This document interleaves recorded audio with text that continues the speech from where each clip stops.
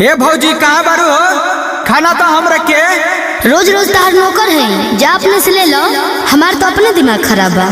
खाना मांगला पर तो हर दिमाग खराब होता। अब ऐसे ना चली, अब घर के बंटवारा करे के पड़ी। हे भौजी कहाँ फोन धरा तारू? रुका, तारा भैया के लगे फोन लगाओ तनी।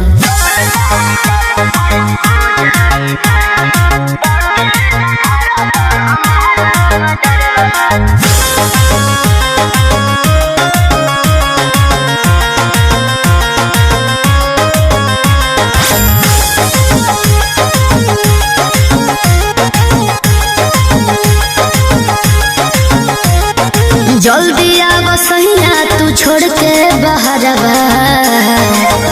सुनो आर जल्दी आव सहिया, तू छोड़ के बाहर बा।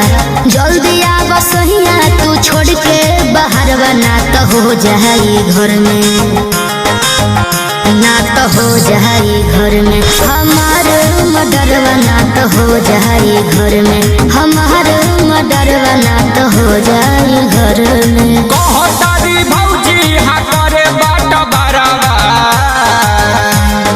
कहतारी भौजी हाँ करे बाट बराबर। कहतारी भौजी हाँ करे बाट बराबर। जबले बारे बाबू माई, जबले बारे बाबू माई बटी न घराबा। जबले बारे बाबू माई बटी न घराबा। जबले बारे बाबू माई।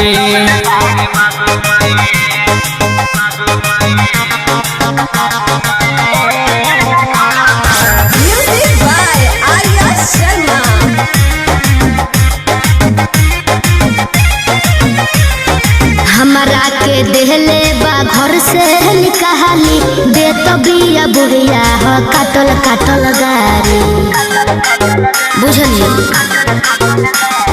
कुछु न भइल बा, झूठ बोलता। अच्छा? केहू न देले बा भौजी के गहारी।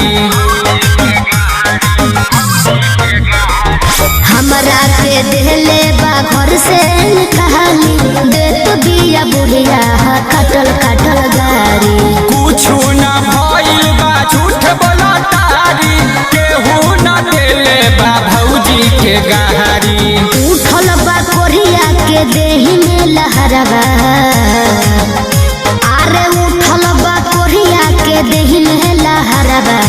उठल बा कोरिया के देही में लहरवा। लागे होई जाई घर में, ना तो हो जाई घर में हमार मडरवा। ना तो हो जाई घर में हमार मडरवा। ना तो हो जाई घर में। मंगला पखाना भौजी उगले जहराबा। मंगला पखाना भौजी उगले जहराबा। जबले बारे बाबू माई, जबले बारे बाबू माई बटी न घराबा। जबले बारे बाबू माई बटी न घराबा। जबले बारे बाबू माई।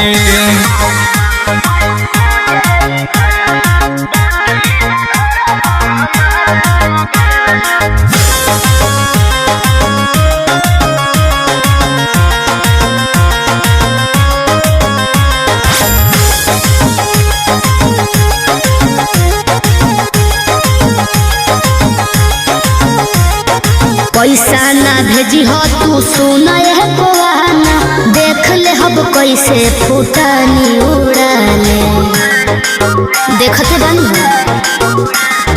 तोरे भतार खाली चेक भेजेला। इधर सब केहू झिटका कमाले। तब का अरे पैसा ना भेजी हो तू सुना है बहाना। देख ले हब कैसे फुटानी उड़ाले। तोरे भतार खाली चेक भेजेला।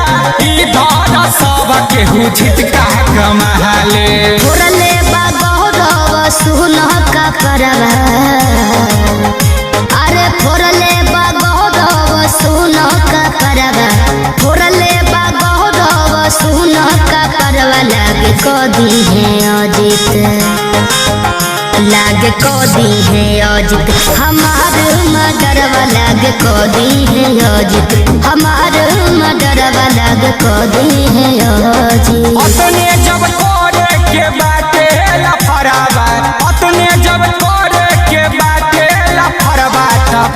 कदन भैया त कदन भैया हमरे के बेघरवा कदन भैया हमरे के